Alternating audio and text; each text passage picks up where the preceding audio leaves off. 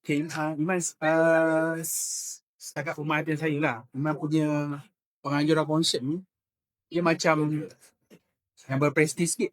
So memang Iman berniat untuk artis yang seprestij begitu ke atau macam mana? Sebenarnya berprestij ke tidak itu adalah takluk pada team tu semua, production team, idea team untuk membuatkan konsert tu macam mana. Semua orang boleh buat konsert, tapi konten dengan look and feel tu penting lah. Bagi saya bukan cuma artis yang berprestij, tapi artis yang kadang-kadang dia nama besar tapi tidak loud. Maksudnya tidak tiap hari nak kecoh dengan sudut media, tiap hari nak keluar story. Tapi kita tahu repertoire dia kuat. Artis tu macam penyanyi atau band tu dia kuat. So dia tak tahu macam mana ataupun apa nak kena buat. So kita collaborate, kita cungkir, kita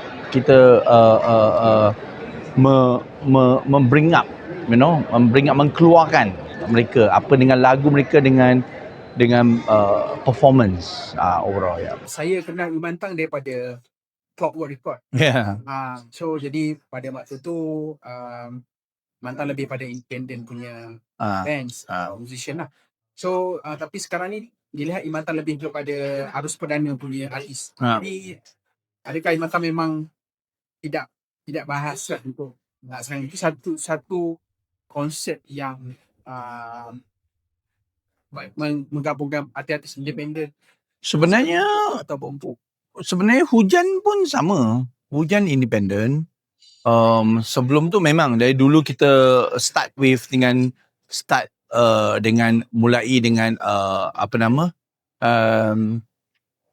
boleh you labelkan underground, boleh you labelkan independent kan.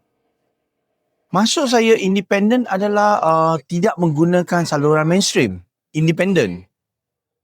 Itu maksudnya tidak perlu kuasa-kuasa mainstream ni, company besar untuk invest dalam dia punya arts mereka. Cuma ada juga saya berniat nak buat sekian. Cuma banyak juga saya lihat organizer yang dah buat independent. You know, saya dah buat benda ni dah lama. So bagi saya bagus. Macam contoh Atas Angin kan. Itu semua adalah terus support, you know, perjuangkan independent and underground band, you know. Tapi bagi saya kita independent underground ke berdana mainstream ke, dia tetap support lokal.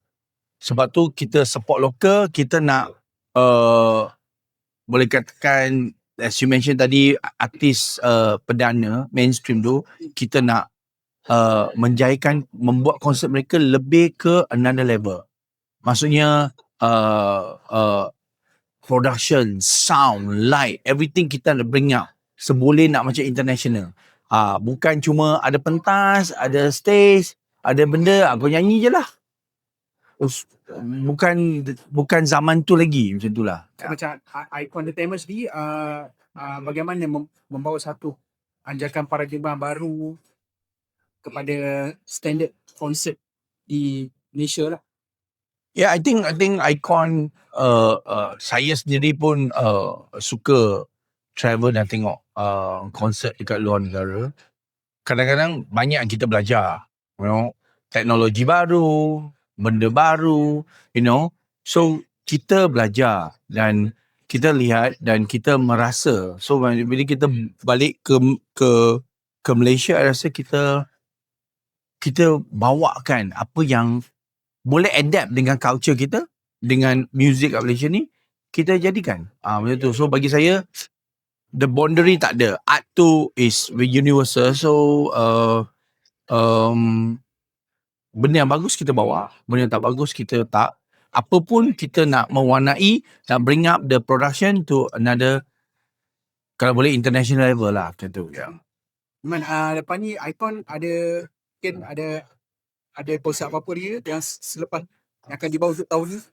Seperti mana kita baru habis konsert Exist, Memento Mori, dan di mana social media pun semua orang minta tak boleh move on nak lagi Memento Mori.